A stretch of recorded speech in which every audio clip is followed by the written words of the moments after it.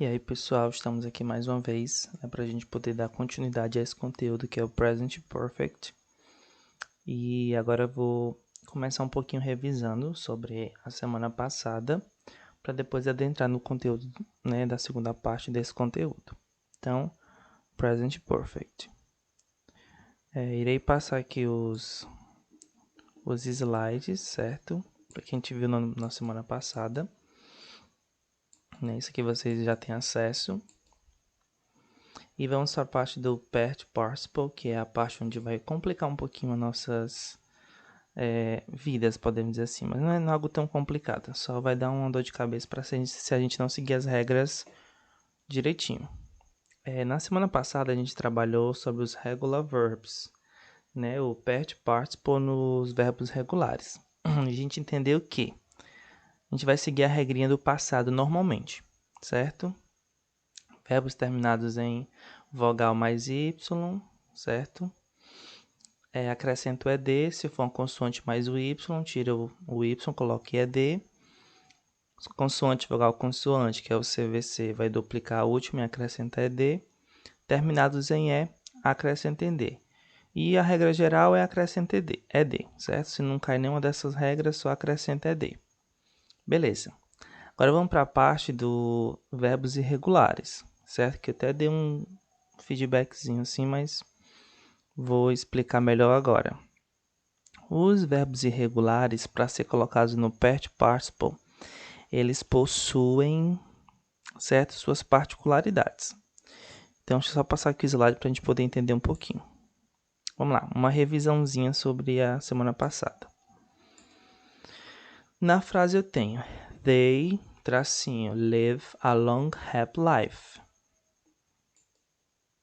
Na próxima, she, study at English Live since 2017, certo? 2007. Como é que eu completaria, certo,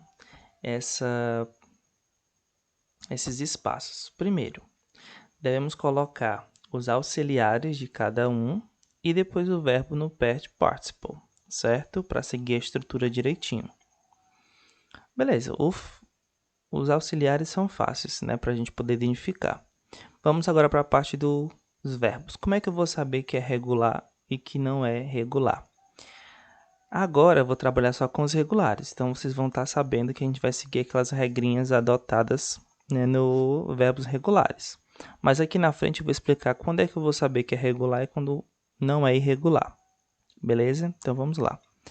O que é que eu faço? O auxiliar de they é have e o auxiliar de she é has. O verbo que está dentro de parênteses é live. Na regrinha diz, verbos terminados com E, eu acrescento só o D. E o abaixo diz assim, study.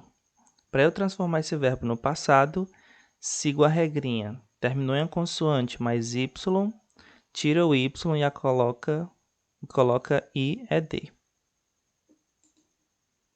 They have lived a long, happy life. She has studied at English Live since 2007. Ok? Então, observe que nós temos aí a estrutura corretinha, né? Os verbos do past participle de forma regular, recebendo as regrinhas. E também, né, antes dele vai ter que vir os auxiliares. Você não pode esquecer de colocar os auxiliares, certo? Então, vamos passar aqui para a aula de hoje, que é sobre o past participle na forma irregular. Novamente, aquela tabelinha, né? Que a gente vai usar bastante a tabela dos verbos irregulares. Aí vem aquela pergunta que vocês fizeram, ou se fizeram mentalmente. Como é que eu vou saber que o verbo é regular e irregular? É olhando na tabela. Todos os verbos que estiver na tabela, eles são irregulares. Se você não encontrar eles na tabela, é porque eles são regulares, certo? Exemplo, o verbo live, L-I-V-E. Eu nunca vou encontrar na tabela. Por quê? Porque ele é um verbo regular. Todos os verbos irregulares eu vou passar para vocês numa tabelinha para que vocês possam estar averiguando nas questões que virão, certo? Então vamos lá para começar.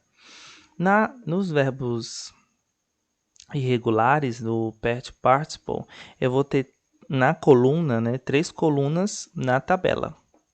Infinitive, que é a forma no infinitivo, ou seja, no presente, onde ele vai vir com a partícula to, né, que é o verbo em si aqui.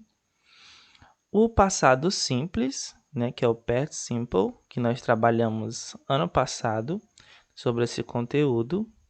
E a terceira coluna é a que nós iremos trabalhar, que é o past participle, certo?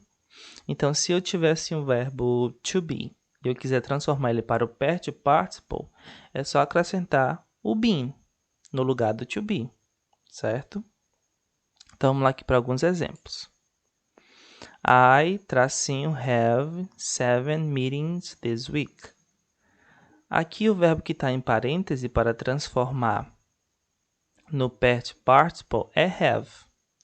Mas não esqueçam que não é só colocar o verbo no past participle, é também colocar o auxiliar do sujeito. Então, o auxiliar do sujeito, do I aqui, vai ser o quê? Nós estudamos o have. I have.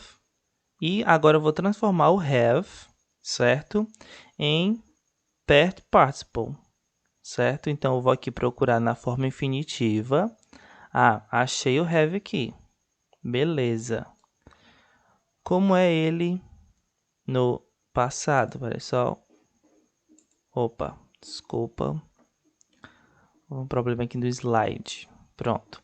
Aí eu tenho aqui o have, certo? To have. No passado ele é had. E no passado do particípio ele também é had. Então eu vou acrescentar have, que é o meu auxiliar do I, mais o passado do particípio de have, que é had. Have had. I have had 7 meetings this week. Eu tive 7 encontros nessa semana. Vamos lá. My family, be to London. My family é a minha família, ela. Então, se eu fosse transformar por um substantivo, seria ela. E ela é a terceira pessoa do singular.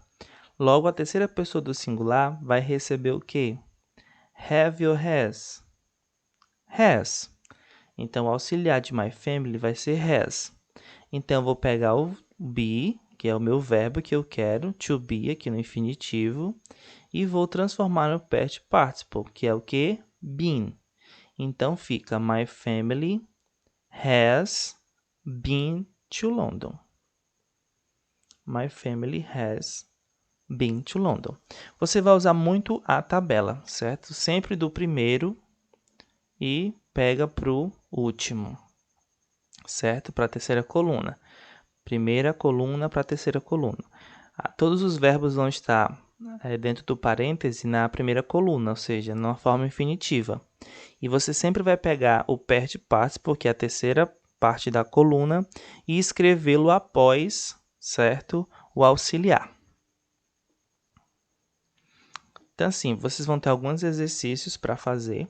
Essa aula vai ser bem rápida, assim, sobre o conteúdo, porque você vai utilizar só mais a questão da tabela mesmo, certo? Sempre pegando da primeira para a terceira, onde você vai transformar os verbos no passado do particípio, certo? Então, assim, vocês vão ter a tabela como referência, vão ter os exercícios para transformar os verbos e colocar os auxiliares, assim como vocês fizeram esse exemplo aqui, e transformar também na forma negativa e interrogativa. Então, eu vou voltar um pouquinho o slide para mostrar para vocês, para a gente revisar um pouquinho também.